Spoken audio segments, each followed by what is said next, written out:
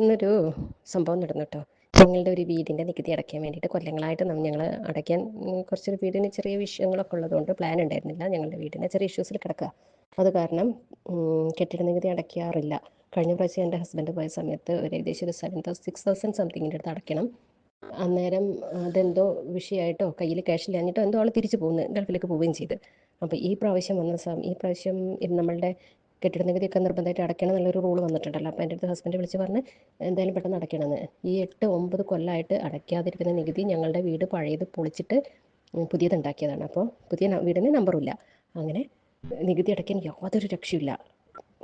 ഞാൻ ഇന്ന് പോയിട്ട് നമ്മുടെ IR5 സിറ്റുവേഷൻ ഇല്ലേ, അതിങ്ങനെ മനസ്സിൽ പറഞ്ഞിട്ട് ഞാനിങ്ങനെ പോയി പഞ്ചായത്തിൽ പോയി. തീരെ തിരക്കില്ല, 2 പേരേ ഉള്ളൂ കേട്ടോ എൻ്റെ മുന്നിൽ. അത് കഴിഞ്ഞ് ഞാനത് അവിടെ ചെക്ക് ചെയ്യിക്കാൻ വേണ്ടി കൊടുത്ത സമയത്ത് അവരെൻ്റെ അടുത്ത് പറയാം, അമ്മയുടെ പേരും പെങ്ങന്മാരുടെ പേരും ഹസ്ബൻഡിൻ്റെ പേരൊക്കെ പറഞ്ഞിട്ട് ഇതല്ലേ അടയ്ക്കാനുള്ളത്, സ്ഥിരമായിട്ട് നികുതി അടച്ചുകൊണ്ടിരിക്കുന്നതാണല്ലോ, പിന്നെ എന്തിനാണ് ഇപ്പോൾ അടയ്ക്കുന്നത്, ആകെ 116 രൂപ അടച്ചാൽ മതിയെന്ന്.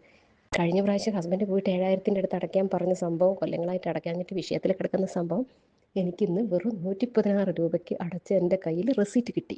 സാറിനും യൂണിവേഴ്സിനും എത്ര താങ്ക്സ് പറഞ്ഞാലും എനിക്കിങ്ങനെ ഓരോ കാര്യങ്ങൾ ഞാൻ മനസ്സിൽ വിചാരിക്കുന്ന ഒട്ടുമിക്ക കാര്യങ്ങളും ഇപ്പം എൻ്റെ കയ്യിലേക്ക് ഇങ്ങനെ എത്തിപ്പെടുന്നുണ്ട്. ഭയങ്കര ഹാപ്പിയാണ് കേട്ടോ ഞാനിപ്പോൾ. എന്താ പറയുക, അത്രയും സന്തോഷമായി എനിക്കിന്ന്.